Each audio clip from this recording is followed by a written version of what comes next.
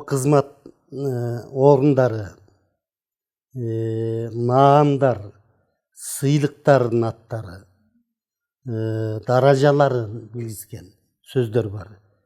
Булардын бардыгы кичинекей тамга менен жазылат. Мисалы үчүн президент деген бир гана учурда баштыгы менен жазылат. Мамлекет башчысын билгизсе.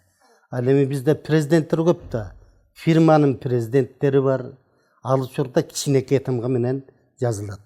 Министр, директор, төрага деген сөздөр бүт бойдон кичинекей тамга менен жазылат.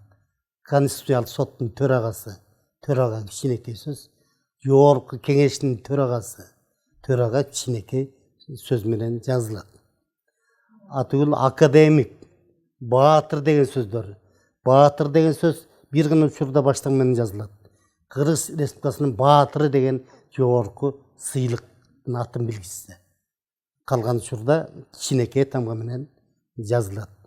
Анан эл артисти, эл акыны, эмгек сиңирген кызматкер, эмгек сиңирген ишмер, академик, маршал, генерал деген сөздөрдүн бардыгы наамдар, даражалар кичинекей тамга менен жазылат.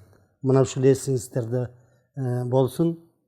Себеби сабаттуу жаза билүү бардыгыбызга керек.